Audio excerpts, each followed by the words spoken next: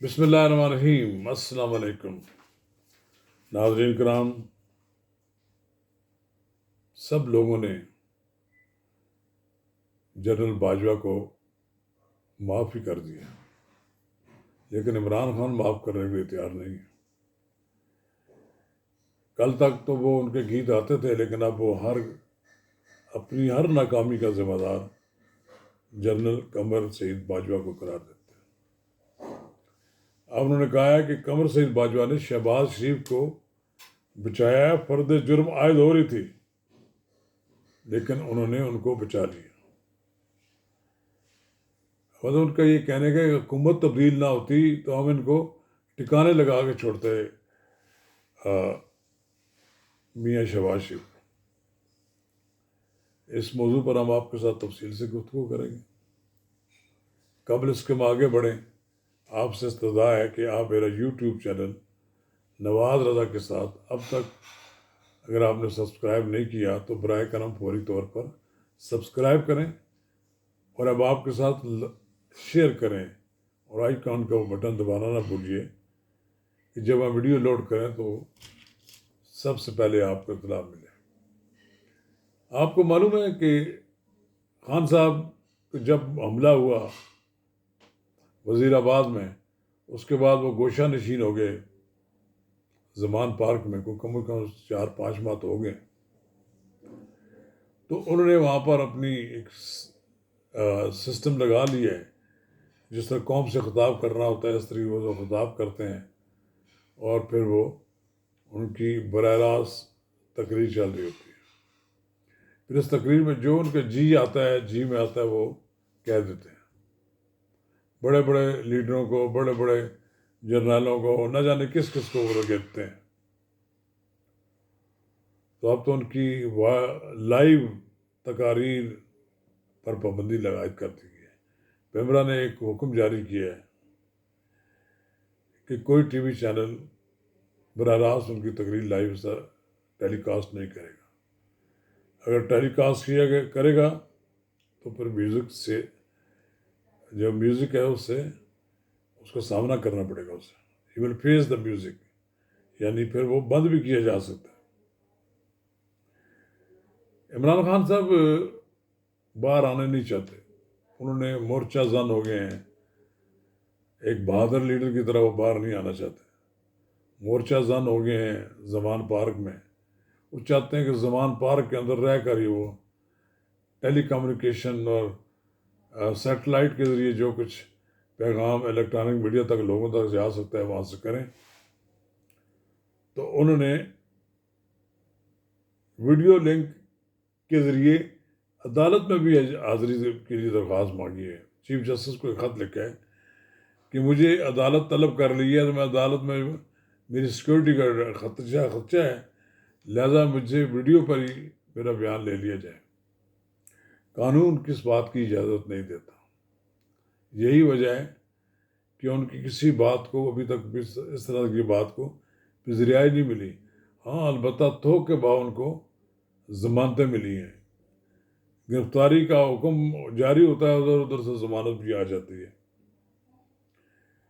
مریم نواز خود جیل رہی ہیں، ان کے باپ بھی جیل رہے ہیں، تو وہ تو بار بار کہتی ہیں کہ تھوڑی سی بہادری بھی عمران خان صاحب کو ادھار دے دی جائے، اور وہ بہادری جو ہے نواز شریف سے کہہ رہی ہے کہ آپ تھوڑی سی بہادری دے دیں۔ جیل خان صاحب نے ابھی تک جیل نہیں کاٹی نا، بڑے پریشان ہیں۔ ایک بار جیل کاٹ لیں، ہم تو کہتے ہیں کہ تاکہ جان چھٹ جائے یا آپ کے خلاف پروپیگنڈے کی۔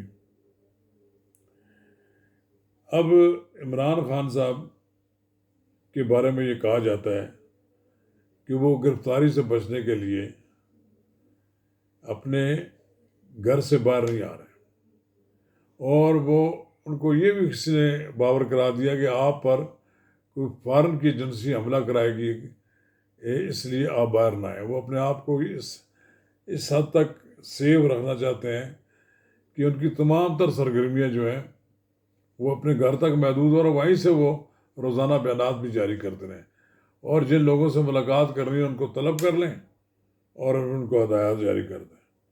کب تک خان صاحب یہ سلسلہ جاری رکھیں گے۔ خان صاحب کا بڑا ٹارگٹ جو ہے وہ جنرل باجوہ ہیں۔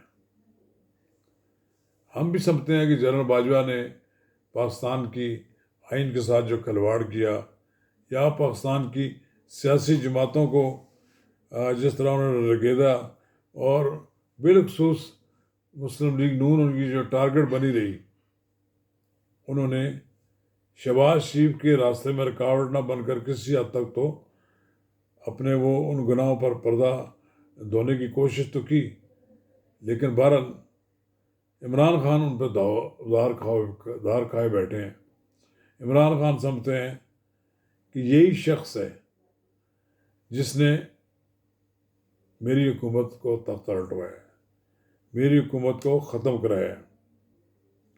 حالانکہ خان صاحب کو خود بھی سوچنا چاہیے کہ انہوں نے خود ایک ایسا ماحول پیدا کر دیا کہ جس کے بعد ان کا جی کا جانا ٹھہر گیا تھا۔ کاش کہ عمران خان صاحب اپنی غلطیوں کا احساس کرتے تو ان کو آج یہ دن نہ دیکھنا پڑتا۔ اب وہ اقتدار کے مزے، اقتدار کا نشہ، اب یہ صرف چیزیں ختم ہو گئی ہیں، لیکن عمران خان صاحب نے اپنی جدوجہد ترک نہیں کی۔ کہا جاتا ہے کہ اب بھی وہ فیض حمید سے اس بات کی توقع رکھتے ہیں کہ وہ ان کی مدد کریں، اور کہیں کہیں تو یہ الزام بھی لگایا جاتا ہے کہ ان کو ریلیف دلوانے میں فیض صاحب کا بھی کچھ ہاتھ ہے۔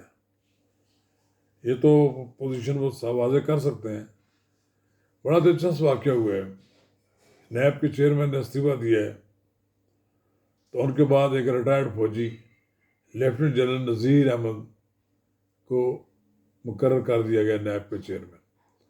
قبل اس کے کہ پی ٹی آئی قومی اسمبلی میں آ کر نیب کے چیئرمین کی تقرری پر اپنا حق بھی استعمال کرتی، حکومت نے بھی ایک سرکاری اپوزیشن کے قائد حزب اختلاف راجہ ریاض کو رام کر لیا، اور انہوں نے فوج کے ایک ریٹائرڈ جرنیل کو اس کام پہ لگا دیا۔ توقع تو رکھنی چاہیے کہ کم از کم فوج کے جرنیل جو ہیں وہ کوئی دباؤ نہیں قبول کریں گے، اور تمام فیصلے وہ میرٹ پر کریں گے۔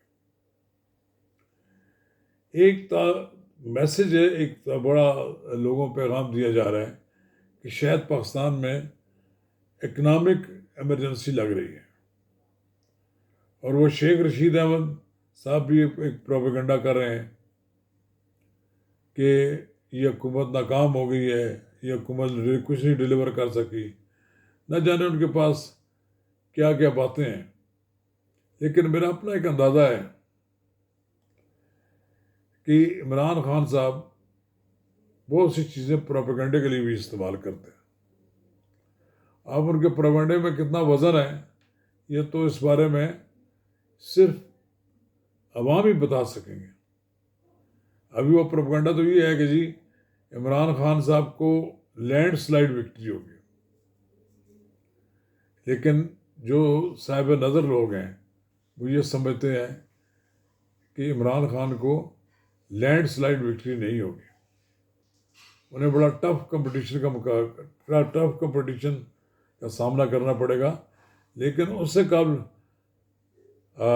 عمران خان صاحب کا گھونٹ پی لیا جائے گا، یہ ڈسکوالیفائی ہو جائیں گے، جیل چلے جائیں گے، اور پھر اس کے بعد ان کی پارٹی کا وہ شمشمہ، وہ دبدبہ نہیں رہے گا۔ بالآخر عمران خان صاحب کو سرنڈر ہی کرنا پڑے گا، گھٹنے ٹیکنے پڑیں گے۔ ابھی تک تو وہ کہہ رہے ہیں کہ میں کسی کے سامنے جھکوں گا نہیں، نہ بکا ہوں نہ بکوں گا، لیکن یہ ساری باتیں عوام کی کنزمپشن کے لیے ہیں۔ بالآخر میرا خیال یہ ہے عمران خان کو ایک بار سرنڈر کرنا پڑے گا سب کچھ، پھر یہ ادارے ان کو معاف کر دیتے ہیں کہ نہیں۔ لیکن بہرحال